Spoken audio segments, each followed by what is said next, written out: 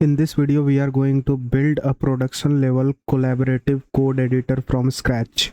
User will be able to sign up using email and password, Google or GitHub authentication. After login in, they can create their own workspaces, invite other users to collaborate and work together on the same project in real time. We will create HTML, CSS and JavaScript file, edit code using professional code editor and see live preview update instantly.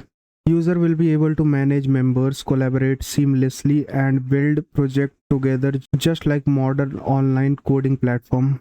By the end of this video, you will have a fully functional and deployed collaborative code editor. So make sure to watch till end, and if you enjoy these type of full stack videos, don't forget to like this video, leave a comment and subscribe to this channel. Let's get started. So मैंने एक empty folder को VS Code में open कर लिया और मैं यहाँ पे कोडेक्स का यूज़ करने वाला हूँ। तो मैं एक्सटेंशन के अंदर आके यहाँ पे कोडेक्स का जो एक्सटेंशन है उसे मैंने इंस्टॉल कर लिया है और लॉगिन भी कर लिया है। सो मेरा कोडेक्स यहाँ रहा, ठीक है, ये रहा मेरा कोडेक्स। और आप चाहो तो आप यहाँ पे कर्सर का भी यूज़ कर सकते हो या फिर एंटी ग्रेविटी का, और उसमें भी कैसे वर्क करना है वो भी मैं आपको लाइन बाय लाइन बताते चलूँगा। और लेट्स स्टार्ट। सो हम यहाँ बैकएंड में इंसफोर्स का यूज़ करेंगे, जिसका लिंक मैंने डिस्क्रिप्शन बॉक्स में दे रखा है, या फिर आप insforce.dev सर्च कर लेना, आप इस वेबसाइट पे आ जाओगे। सो ये हमारे लिए बैकएंड बिल्ड करता है, ठीक है, और ये कनेक्ट हो जाता है हमारे IDE के साथ, और ये हमारे प्रोजेक्ट के लिए बैकएंड बिल्ड करता है इंक्लूडिंग डिप्लॉयमेंट एंड डेटाबेस। सो मैं यहाँ पे साइन अप करता हूँ, आप भी यहाँ पे साइन अप कर लेना। सो अकाउंट बनाने के बाद आप इस पेज पे आ जाओगे, ठीक है। यहाँ पे अपना पहला प्रोजेक्ट हमें बनाना है जो कि है हमारा कोलैबोरेटिव कोड एडिटर। ओके, सो ये है हमारा कोलैबोरेटिव कोड एडिटर, और आप अपने पास का कोई भी रीजन सेलेक्ट कर लेना। मैं सिंगापुर यहाँ सेलेक्ट करता हूँ। क्रिएट प्रोजेक्ट पे मैं क्लिक करूँगा तो हमारा यहाँ पे प्रोजेक्ट क्रिएट हो जाएगा, ठीक है। अब इसके MCP सर्वर को इंस्टॉल कैसे करना है, तो देखो यहाँ पे हम कोडेक्स का यूज़ कर रहे हैं। आप अगर क्लाउड कोड यूज़ कर रहे होगे तो यहाँ पे आप क्लिक करोगे तो ये देखो एक CLI है। आप ये बेसिकली एजेंट को देना, मतलब कॉपी करके एजेंट में जाके पेस्ट कर देना, आप में ये इंस्टॉल हो जाएगा। और MCP सर्वर का भी यहाँ ऑप्शन है। बेसिकली आप यहाँ पे टर्मिनल में ये लाइन को कॉपी कर देना, बस आपका काम हो जाएगा। सेम गोज़ फॉर, सबसे आसान यहाँ पे कर्सर का है। कर्सर में आप बेसिकली एक तो ये प्रॉम्प्ट वाला मेथड है, ऊपर से MCP, यहाँ इंस्टॉल टू कर्सर करोगे तो आपका कर्सर ओपन हो जाएगा, वहाँ पे आप इंस्टॉल पे क्लिक कर लेना और ये इंस्टॉल हो जाएगा, ठीक है। एंटी ग्रेविटी का भी बिल्कुल सेम है। ये लाइन ऑफ ये जो लाइन है ये आप बेसिकली एजेंट को दोगे तो ये इंस्टॉल हो जाएगा, या फिर MCP सर्वर सेम वही, इसे कॉपी करके बेसिकली आप टर्मिनल में जाके पेस्ट कर लेना। हम यहाँ पे कोडेक्स का यूज़ कर रहे हैं, वो भी VS कोड के अंदर। सो कोडेक्स का मैं VS कोड में इसलिए यूज़ कर रहा हूँ क्योंकि हमें साइड बाय साइड यहाँ पे जो जो चेंजेस है वो दिखते रहेगा, और नेक्स्ट 10 to 20 मिनट में आपको एक फुल स्टैक वेब ऐप मिलेगा, या फिर आप ऐप बेस से क्रिएट कर सकते हो। जस्ट आपको प्रॉम्प्ट चेंज करना है, ठीक है। मैं यहाँ पे कोडेक्स वाला ओपन करूँगा और ये रहा मेरी लाइंस, तो मैं इसे करूँगा कॉपी एंड बेसिकली यहाँ पे आके कर दूँगा पेस्ट। अब देखो मैं थोड़ा सा बड़ा करता हूँ इस चैट को। सो यहाँ आस्क फॉर अप्रूवल है, तो अगर मैं इसे ऑन रखूँगा तो मुझसे बार बार यहाँ सबमिट के लिए पूछेगा, तो मैं इसे चेंज करके अप्रूव फॉर मी, और जिसमें हल्का फुल्का भी रिस्क रहेगा उसके लिए मुझसे पूछा जाएगा बस।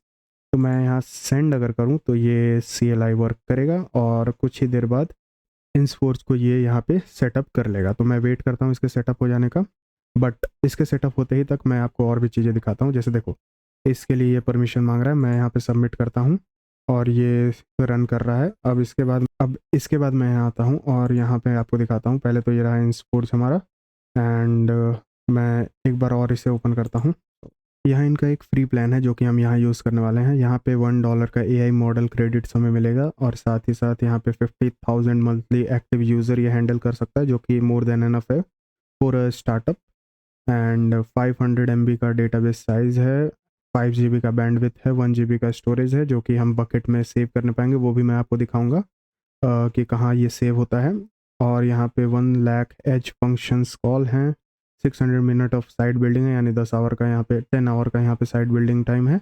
और आप इनका प्रो भी ले सकते हो अगर आपको 1 लाख मंथली यूज़र लेने हैं, 8 GB का डेटाबेस साइज़ चाहिए, 250 GB का बैंडविड्थ चाहिए और 100 GB का क्लाउड स्टोरेज चाहिए। और इनका एक एंटरप्राइज़ प्लान भी है जो कि आप कॉन्टैक्ट करके जान सकते हो इसके बारे में। ठीक है, तो ये रहा मेरा कोडेक्स वाला CLI।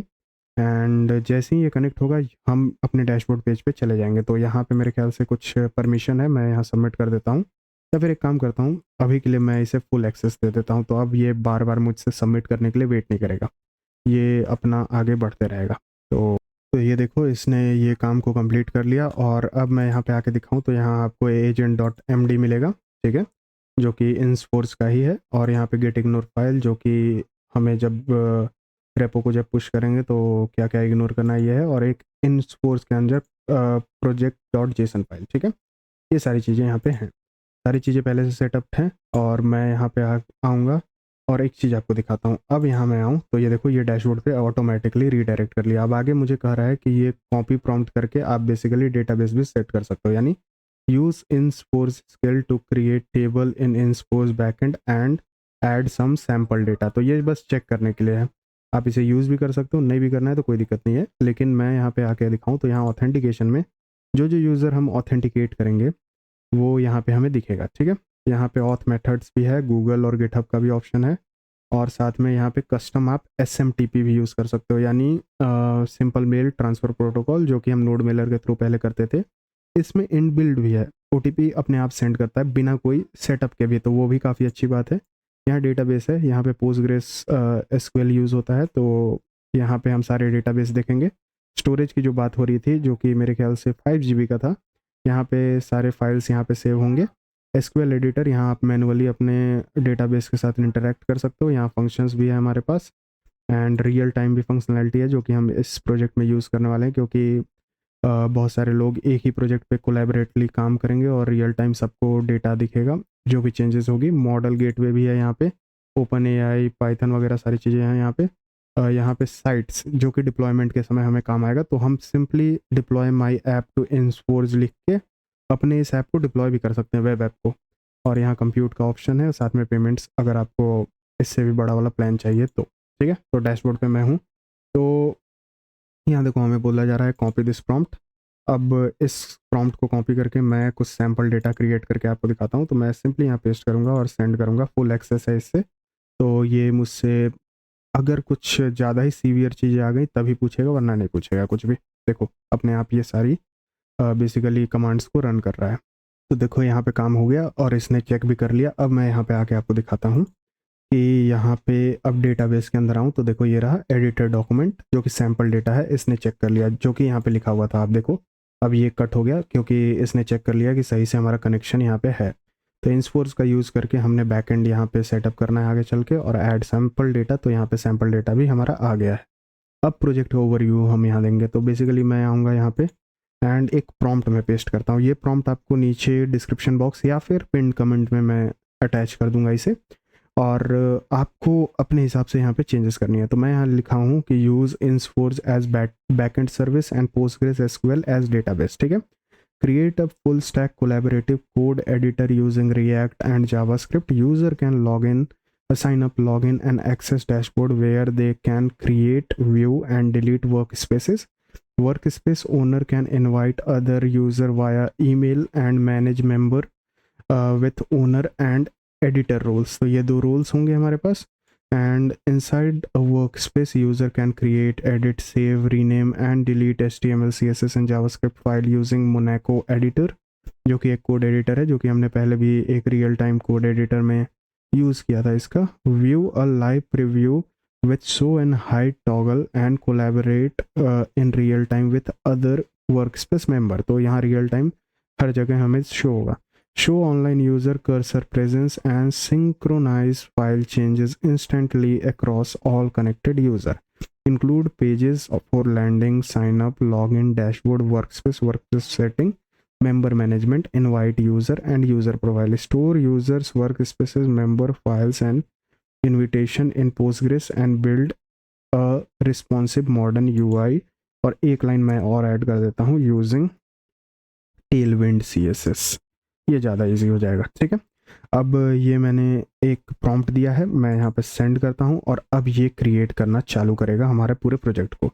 I will use both InsForge skill and the skill for Postgres जो कि पहले हमने दिया था, and real time setup app integration skill and writing React front end to InsForge. क्या बात है, ये अब आगे बनाने लगा। मैं वेट करता हूँ इसके पूरे कंप्लीट हो जाने का, फिर आपसे मिलता हूँ। सो आप देख सकते हो इसने बिल्ड कंप्लीट कर लिया और साथ ही साथ ये प्रीव्यू करने का भी ऑप्शन दे रहा है, और ये लोकल होस्ट 5173 पे वर्क कर रहा है। तो मैं यहाँ पे आके अगर चेक करूँ इसने क्या क्या किया है, तो आप ये देखो माइग्रेशन जिसके अंदर सारे डेटाबेस हैं हमारे, एंड SRC के अंदर सारी चीज़ें हैं, .env के अंदर हमारे पास इंसफोर्ज एनन की और इंसफोर्ज URL है, ठीक है, जो कि बैकएंड का है हमारा, ठीक है। ये सारी चीज़ें ठीक हैं, और यहाँ agent.md वगैरह है ही, और टेलविंड वगैरह इसने सेटअप कर दिया, कंपोनेंट वगैरह। लेट्स चेक, मैं यहाँ पे आके बेसिकली लोकल होस्ट 5173 पे आता हूँ। तो ये देखो ये रहा पेज कोलैब कोड, और यहाँ पे स्टार्ट बिल्डिंग और लॉगिन का ऑप्शन आ रहा है। मैं स्टार्ट बिल्डिंग पे क्लिक करता हूँ and let's write sign up hair.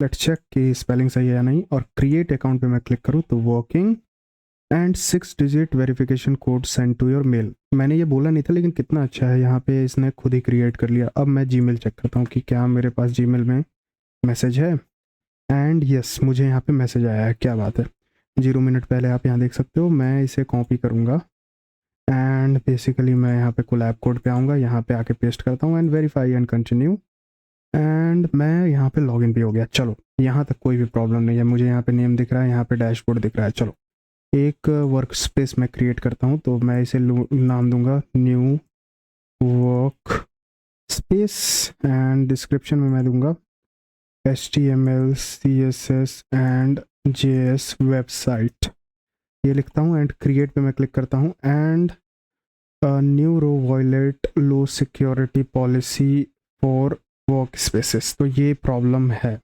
And console के अंदर मैं आऊँगा, okay not found 404 not found, पता नहीं ये क्या था। एंड मैं यहाँ पे नेटवर्क टैब में आता हूँ और एक बार क्रिएट करने की कोशिश करता हूँ, तो ये देखो यहाँ पे ये एरर दे रहा है, ठीक है। एंड 204 में कोई भी रिस्पॉन्स नहीं है, रिस्पॉन्स है ये, ठीक है। और ठीक है, और हेडर्स के अंदर मैं देखूँ तो यहाँ पे बाकी सारी चीज़ें तो ठीक है, यहाँ पे ऑथराइजेशन भी है, टोकन भी है, रिस्पॉन्स में मुझे ये आ रहा है। चलो मैं इसे ठीक करवाता हूँ यहाँ पे। सो मैं यहाँ कोडेक्स में आके यहाँ पे पेस्ट करूँगा, getting this error while adding new work space, please fix it, ठीक है। एंड मैं यहाँ पे सेंड करता हूँ, लेट्स होप कि ये सही कर दे इसे। तो इसने कुछ फिक्स किया है और इसने बता दिया कि क्या इसने फिक्स किया है। लेट्स होप कि ये वर्क करे। मैं यहाँ पे आके एक रीलोड करता हूँ बस, ओके रीलोड किया मैंने, लोडिंग सेशन, एंड ठीक है। एक बार मैं लॉग आउट करके देखता हूँ कि लॉग आउट वर्क कर रहा है या नहीं, ठीक है। मैं डैशबोर्ड पे अगर जाना चाहूँ, पहले तो होम पेज क्या है, ओके होम पेज है मेरे पास।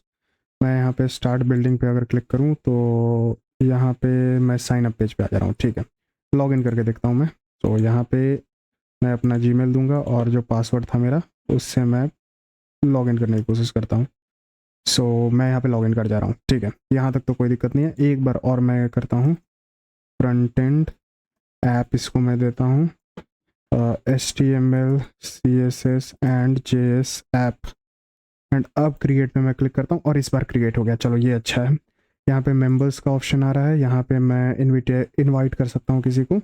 बैक टू एडिटर पे मैं आऊँगा, ये रहा मेरा एडिटर, ये रहा index.html style.css एंड app.js, ये रहा लाइव प्रीव्यू इसका।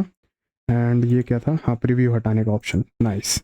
ये एडिट करने का ऑप्शन है, नेम हम यहाँ पे एडिट कर सकते हैं इसका, एंड यहाँ पे ऐड भी कर सकते हैं। क्या बात है, एक मैं और ऐड करता हूँ, ये होगा मेरा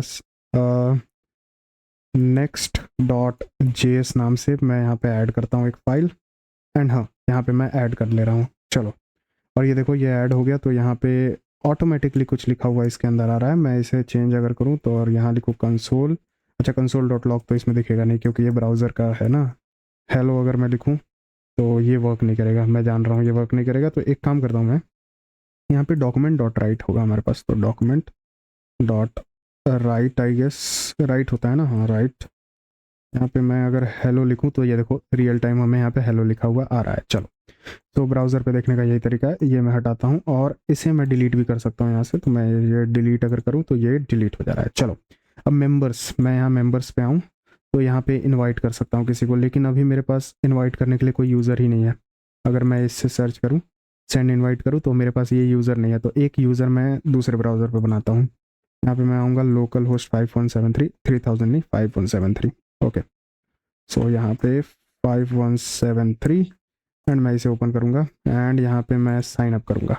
सो मुझे यहाँ पे अपना नेम लिखना है, तो मैं इसका नेम रखता हूँ यूज़र2। ओके, यूज़र2 एंड ईमेल रहेगा मेरा प्रशांत KC243@gmail.com, क्योंकि वो ईमेल मैंने पहले से यूज़ कर रखा है। यहाँ पे मैं पासवर्ड सेम वही पासवर्ड रखूँगा, क्रिएटिंग, और मुझे यहाँ पे 6 डिजिट का OTP आएगा। मैं तो देख रहे हो ना, यहाँ पे हमें सक्सेसफुली बहुत अच्छे तरह से OTP आ जा रहा है, बिना कोई नोड मिलर सेटअप किए, बिना किसी भी चीज़ को सेटअप किए हुए। तो कितना अच्छा है ये। और मैं यहाँ पे आऊँ और यहाँ पे आके पेस्ट करता हूँ इसे और वेरीफाई एंड कंटिन्यू पे क्लिक करता हूँ और देखो यहाँ पे मैं वेरीफाई भी हो जाऊँगा। ठीक है, अभी नो वर्क स्पेसेस आ रहा है। ठीक है, चलो लेट्स इनवाइट दिस यूज़र। सो मैं आऊँगा अपने इस ब्राउज़र पे, इनवाइट यूज़र पे मैं क्लिक करता हूँ और यहाँ पे प्रशांत KC243 सेंड इनवाइट पे मैं क्लिक करूँ तो invitation saved, the user will see on dashboard while signing up with his email. ठीक है, यहाँ पे मैं आऊँ एंड लेट्स रीलोड कि मुझे यहाँ पे कोई इनविटेशन आया है या नहीं। एंड यस, ये देखो कितना अच्छा है, यहाँ पे इनविटेशन मुझे आ गया। अब मैं इसे साइड बाय साइड करता हूँ ताकि रियल टाइम आप इसकी कैपेबिलिटीज़ देख सको। मैं यहाँ एक्सेप्ट पे क्लिक करूँगा, एक्सेप्ट करते ही मुझे यहाँ पे ऑप्शन आ गया। ठीक है, अब मैं डैशबोर्ड पे यहाँ आता हूँ। ठीक है, मैं यहाँ पे ओपन करूँगा, ये ओपन हो गया एंड यहाँ भी मैं ओपन करूँगा। देखो 2 यूज़र हैं, यहाँ मुझे यूज़र 2 यूज़र दिख रहा है और यहाँ देखो मेंबर्स में ये देखो दोनों ऑनलाइन है। ओनर है, ये एडिटर है।